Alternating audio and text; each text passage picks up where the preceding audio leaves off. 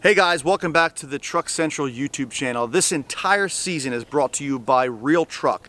If you're looking for truck mods, make sure you check them out. Stick around to the end of the video for more info. Hey, what's going on, world of YouTube? Welcome back to Truck Central.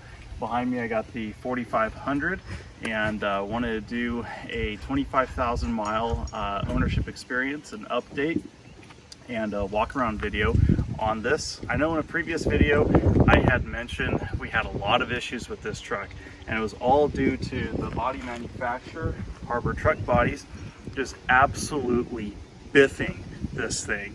We had computer issues, DEF issues, wiring harness got crushed. We had to replace the entire wiring harness, new PCM, and a slew of other things. And I think it's been roughly a year since that's all happened.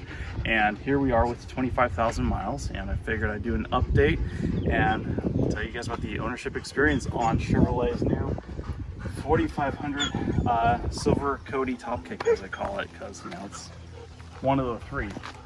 So on this guy, one of the things that absolutely drives me crazy, and whoever it was at General Motors that decided to put the mirrors on off of a regular 2500 or 3500 Silverado on this thing and not go with Velvax or put a significantly larger mirror like what you would see on an F650 or F750, it's beyond me. And whoever that engineer is, whoever it is that designed that, these mirrors absolutely suck, and you cannot see anything at all with them. I mean, it sucks. And the other weird thing about it, they always like after a week of driving or so, for whatever reason, they always slide in a little bit, so I'm always pulling them back out. It's just really weird. I just drives me crazy. But that is my number one gripe with this truck. Everything else has been fine. I know in the previous video, we all know that these are built by International. General Motors has, I guess you could call it, a joint venture with them, and International is not known for their build quality. And one thing I've noticed with this truck, it's almost charming because you're waiting for it to happen. If you're driving 70, 75 miles an hour and in high wind, the roof on the truck, on the cab, it will like make this big popping sound. And it happens pretty regularly, but the roof will pop and it's like you're waiting for it to happen. So those are like the two gripes. The mirror is the number one thing. Like I said, for the life of me, do not understand why they didn't go with a Velvac mirror or something significantly larger than what it is. So yeah. One other small thing that I actually noticed after a while. So this truck is equipped with, and I'll actually just take the camera and show you guys. Don't mind the mess. It's a work truck. It ain't pretty. Okay, so start the truck up, right? So you got your air down button right here for the, turn the air off so you can actually hear me. So you got the air down right here for the airbags, and then down she goes, right? So I can air down as long as the truck is in park. The only way that I can air up is to put it in drive. I don't know if the microphone's going to pick that up or not, but right now the airbags are inflating. Maybe you can see the body going up. The only way to air up is by putting it in drive and waiting. What I really wish General Motors had done, so we got my air down, push it down. If there was a button to air up, if I could just push this up to make it air up without throwing it in drive, I think that would have been a really, really nice feature. And I hope somebody at General Motors watches this video and sees that as a recommendation, because that would be awesome. I mean, seriously. So take the camera back. Yeah, we're amateurs at this, by the way. If anybody has seen my videos before, videography is not my specialty.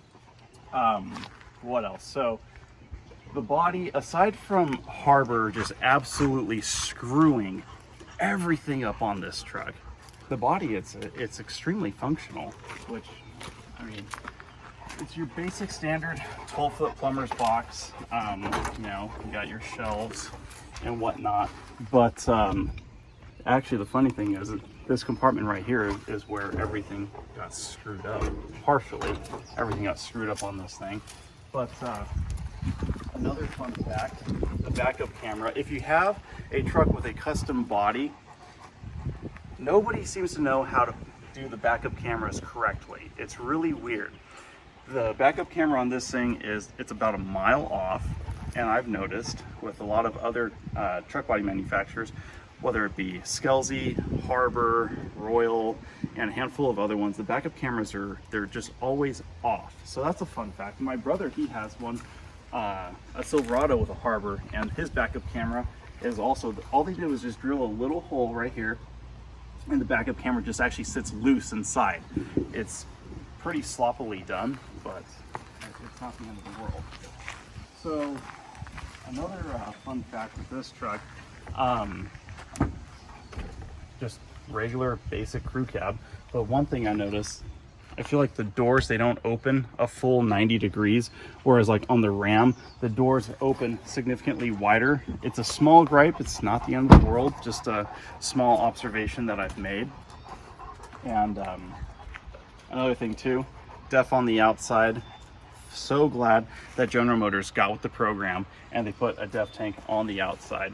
And from what I've heard, they put it on the opposing side of the gas tank, so that way nobody would mistake the def tank for the gas tank and royally screw up the engine by putting one or the other in the other tanks. We actually just did a service on it, did oil change and an air filter. It's actually really easy. Your air filter box is right here. It's got 4 5/16 screws on it. Just comes right out, and it's got this fat freaking rectangle filter that just slides in. The old style Kodiaks, they had a circular spherical shaped one. There hasn't been any other issues with the truck. The only other thing that issue that we've had is a ghost check engine light that comes back every once in a while. I don't remember what the code is off the top of my head because it hasn't been on in probably a month and a half, but every so often we get a check engine light for service. It pops up on the DIC, but to service the exhaust system, and then it has something to do with the exhaust fluid. It comes and it goes every once in a while, but yeah, nobody knows what it is. The dealer hasn't been able to catch it, so I don't know, maybe one day it'll go back into limp mode and I'll be stuck with this thing going 10-15 miles an hour. But other than that, you know, for a 25,000 mile ownership wrap up, the only gripe that I have is the mirrors and an air up button. Other than that, there's really not much to report on it. You know, the dealer, they stood behind everything that Harbor Truck Bodies screwed up. And I mean, credit where it's due. General Motors, you guys did a great job. You stood behind it even though it wasn't your mistake. And mistake is a drastic understatement of what Harbor did to this truck. But they stood behind it, they fixed it, they repaired it. It took 6-ish weeks, something like that, and it didn't cost us a dime. So thank you very much, General Motors. We appreciate that from the bottom of our hearts.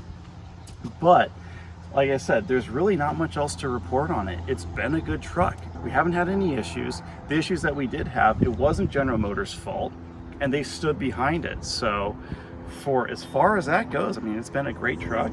With that being said, I would like to say some very exciting news. This entire season on Truck Central has been brought to you by our sponsor, realtruck.com. So if you're looking to get any kind of accessories or aftermarket parts for your truck, whether it be a 4500 or a Toyota Tacoma or anything in between, please check out realtruck.com, because chances are they have what you're looking for. Also, I'm going to be starting up a new channel called Diesel Central, and that's where you're going to find all the latest and greatest updates on this truck, the 4500, my personal 2500, or any of the other trucks in my fleet that we have. All the video updates are going to be there, and there's going to be a link in the description for realtruck.com, and there's going to be a link in the description for Diesel Central. So please move on over and check them out, and greatly appreciate it.